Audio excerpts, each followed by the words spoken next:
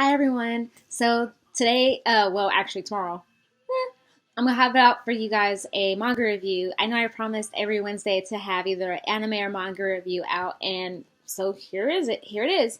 So today's manga review is actually going to be on Kare First Love. It's by. Let me get who it's by. Give me a minute.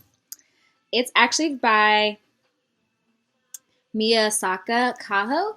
And pretty much it's about a girl named Kareen who's kind of nerdy, kind of dorky, and actually ends up actually falling in love. Not falling in love, but ends up kind of catching the eye of a young guy named Kiria who basically kind of ends up seeing Kareen for kind of who she is, for how pretty she is. And basically, it's about their ups and downs of their relationship, ups and downs with friends, and ups and downs with their family as well. And you get to know more about their family lives and also more about Kiria and his family. Um, the elements of this show, this manga, was that there were a lot of different mangas that I definitely placed within here. So I saw a little bit of Paradise Kiss, if you've ever seen it. Say I Love You, Peach Girl was also another one I saw a lot of, and it was it was just a lot in there. So I saw an element of Peach Girl with Kareen's friendship with her friend Yuka, whom she assumed and thought was her best friend, but was not. Because she was very, very jealous of Kareen and used Kareen a lot for her fact that she was smart and used her for homework and turned a lot of people against her.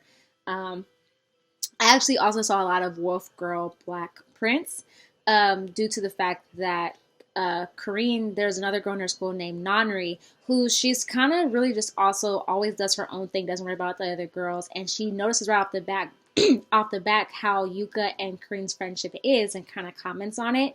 And later on in the series, you see Nanri and Kareen's friendship actually grow, and they become friends, and that very much reminded me of Wolf Girl and Black Prince due to there being a not Wolf Girl Black Prince.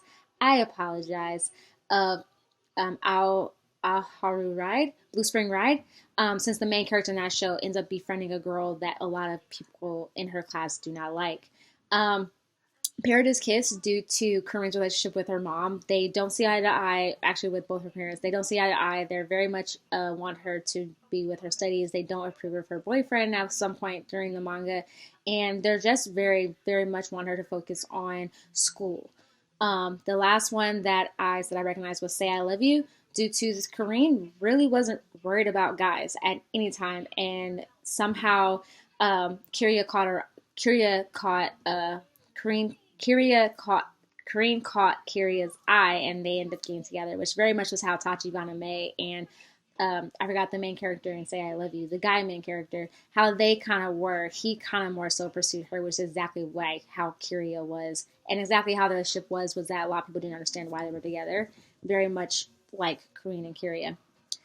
Anyway, Kareen actually starts off in the show very, very dorky, and then she kind of blossoms into like being very, very pretty. She gets rid of her glasses. She's still very, very studious, but she gets rid of her glasses, changes her style just a little bit, and she just becomes someone that a lot of people start to like. Um, but overall, it was a really, really good manga. The art style was amazing. It definitely didn't make me flub or make me not be able to follow along properly. But it was, it was good. It was very nicely drawn. The guys in the manga were very nicely drawn, where you knew they were quite handsome. The same goes with the young girls, and it was kind of cool to see that transformation with Kareem through the series, and see her like that. Um, the one thing that I guess I can say I didn't like so much was that not so much the drama in it, because I'm sorry, I like shoujo mangas and a lot of them have drama in them, but I think it was just because it was too much up and down and up and down and up and down, to where sometimes I was just like, oh my god, this needs to stop. But then there were times where I really, really liked it. I think I mostly liked it when it was issues concerning their parents and getting to know more about Kiria's and his background, which I insanely loved. Not so much as far as, them being intimate, which is another kind of like arc, I guess, in the series. Um, Overall, though, it was very, very enjoyable. It's a fairly short series. It's like 58 chapters. I read it on my phone. Fairly like 58 chapters long. The chapters range between like 20 and 40 pages. Some of them are fairly like smaller. There's no like really side arcs in there, like really side stories. It's really just kind of straight through. The only thing is that Yuka, I originally thought Yuka was Kareen's friend, who wasn't really her friend, was actually going to be more prevalent in the series, but literally she kind of fell off at a certain point. Like she just wasn't there, and she would pop up every now and then in scenes. But at first I was like, oh my gosh, she's just like Sai. Like it's gonna be just like she's gonna be bullying her, and this is basically what's gonna happen. She's gonna try to still carry her away, and that's it. But it wasn't like that. Like literally, she showed up, do what she needed to do, and then left. And then literally after that, it focused on Kiria and Kareen's relationship and their ups and downs and things like that. And then Yuka would pop in every now and then to kind of put doubt in Kareen's head, but it wasn't anything major. So she was kind of a main character, but more so kind of a sub character. And then Nanri, the girl she ends up befriending, ends up becoming more of a main character instead of a side character, which I actually loved and I actually really really liked. Um, Nanri was actually kind of that friend that she's just always there for you, which I definitely, I definitely enjoyed. The ending of it was kind of like your standard shoujo manga ending. It wasn't anything super crazy. It wasn't anything really surprising. Wasn't anything that made me think. It definitely was one of those endings where I was like, oh, that's so sweet. I'm glad this happened. That was literally the kind of ending that it was, and I like those endings.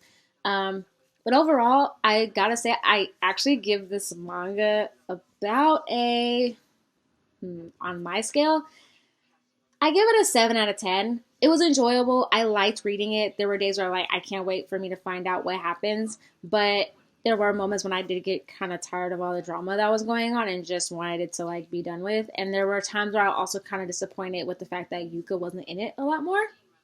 But overall, I did enjoy it.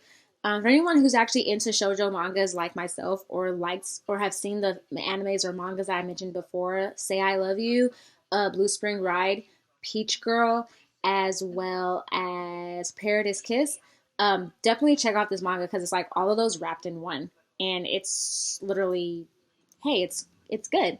So definitely check it out.